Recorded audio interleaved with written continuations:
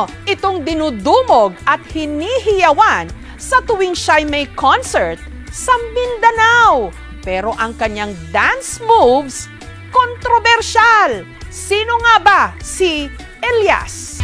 May bagong sinasayaw ang buong Pilipinas ngayon. Sa unang tingin, mukhang naughty.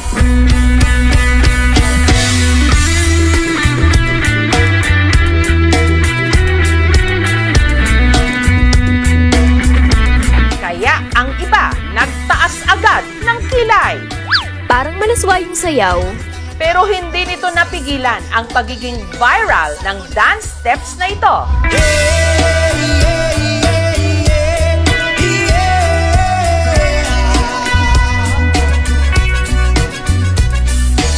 Ito ang signature dance moves ng pinagkakaguluhan ngayon sa mga gigs sa Mindanao. Mag-ingay at say uhahay kay Elias! Si Elias, content creator at band vocalist ng bandang Kalumad. Sa linggong ito, dumayo sila sa Tiboli sa South Cotabato. Ilang oras pa bago ang kanyang set, ang fans, abangers na! Si Elias! Kasi idol namin siya! Kasi ang galing sumayaw! Hey! Elias! Oh, hi! At nung nasilayan na nila sa wakas ang kanilang idolo, ang audience hindi magkamayaw. I love you sa tanan! Isa ka siyang ituhahay! Si Elias patikim ng kanyang dance moves.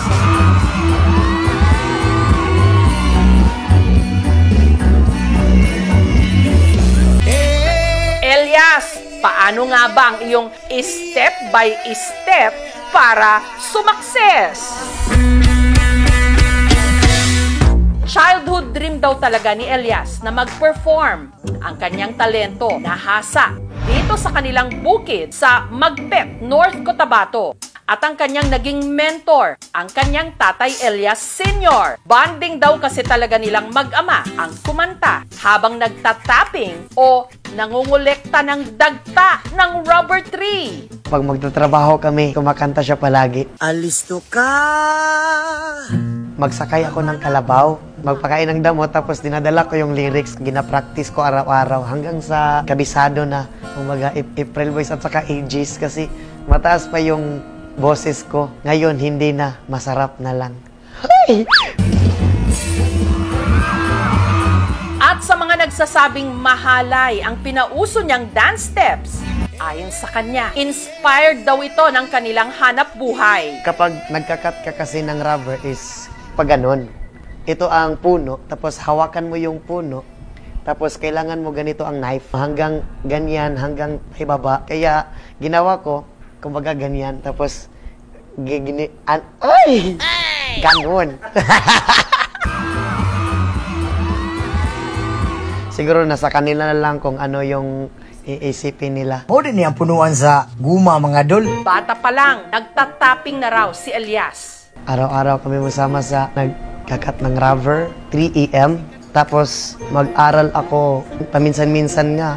Kapag mag-school ako, mabaho pa yung kamay ko sa rubber. Pero kapag naibenta mo na, humot na yung kwarta. Dagta ng rubber tree ang kanilang hanap buhay. Sa pagtatapping, kumikita ang mag-ama ng 7,000 pesos kada ani. Kaya na makatabang sa mga, kuha na mo pamugas, sa gastos na mo sa among panimalay, maura gid among ginasaligan. Grade 2 lang daw si Elias nung ang kanyang nanay Ninita na masukang domestic helper sa Bahrain. Bilang isang ina, sobrang hirap talaga kasi siyempre na malayo ako sa kanila. At hindi maiwasan na iiyak ka na lang na mag-isa kasi hindi ko sila nakikita, hindi ko sila nasusubayan araw-araw kung anong ginagawa nila, pero masaya ako na ganyan na siya ngayon. namimiss ko siya. Gusto ko palaging makikita siya araw-araw. Kaya hindi ko mapigilan na maging emosyonal kapag magbanggit ako ng pangalan ng nanay ko. Basta pamilya ang pag-usapan, yan ang weakness ko. Dahil nasa abroad ang kanyang ina at madalas naman nasa bukid ang kanyang ama, ang kasakasama raw ni Elias noon, ang kanyang Lola Miriam at Lolo Marciano.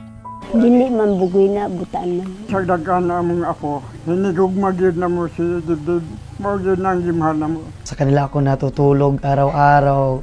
Sila din ang nagbabantay sa akin, sila ang nagbigay ng allowance. Inspirasyon ka! Dahil sa kanilang pagsisikap, nitong 2023 lang, nakapagtapos si Elias ng criminology. Malaking tulong sa akin. Nasasanay na yung katawan ko sa natrabaho na ganun. Nandito na naman ako, namumunat sa kabukiran. Pero sa halip na maging pulis, sinunod daw niya ang sigaw ng kanyang puso, ang mag-perform. Inumpisahan niya sa pagva-vlog. Ipinakita ang kanyang buhay sa bukid. Dili po na mawala tong kagandahan di. Ay! Hanggang nagpasample ng kanyang boses at dance moves. And the rest is history, ika nga.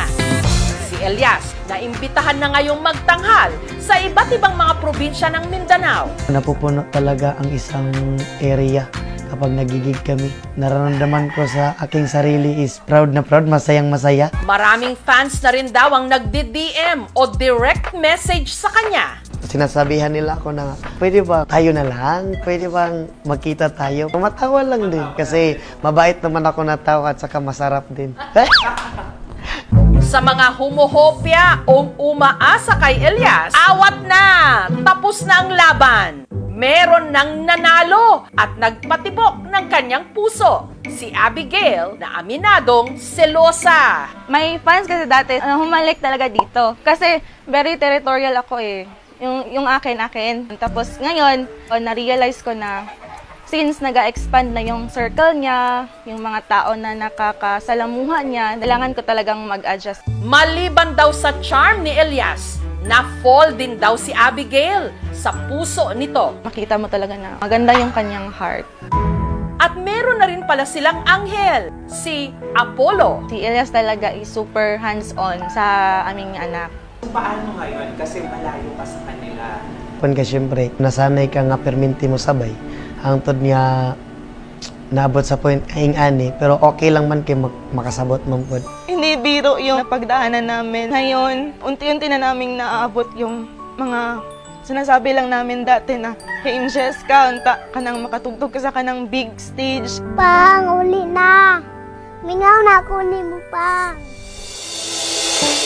Buntag! Kahapon lang, umuwi si Elias ng Magpet para bisitahin ang kanyang pamilya. Kamusta? Namapiraman ka. Happy mong birthday, oh! Nakipaglaro siya agad sa kanyang mag-ina na miss na niya. I like it. Ay, laki mong gusto. Agaray! Sinamahan din niya ang kanyang ama na muling mag-tapping sa bukid.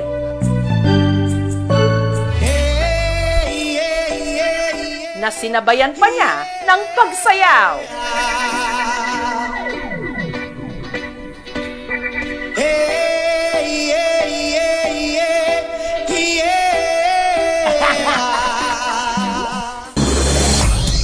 Kinagabihan, diretso naman si Elias sa gig nila sa Cali Fest 2025, Kalinan, Davao City.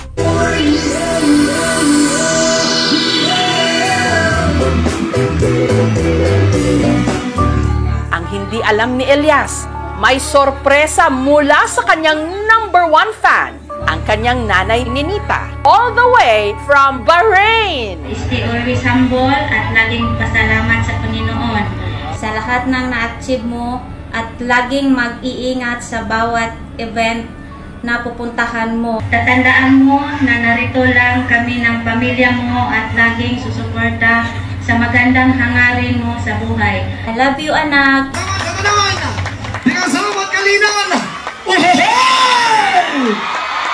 Sa ngayon, hindi ko pala kino-confirm ang sarili ko na sikat ako. Paminsan-minsan din, kinakausap ko rin ang sarili ko. Sikat na ba talaga ako?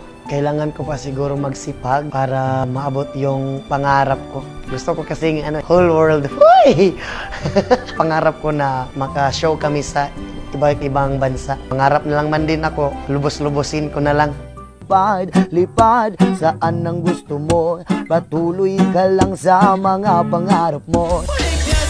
Tama yan, Elias. Pag nangarap ka, taasan mo na at ipakita sa buong mundo ang talento ng Tubong Mindanao. Aim high and huha high!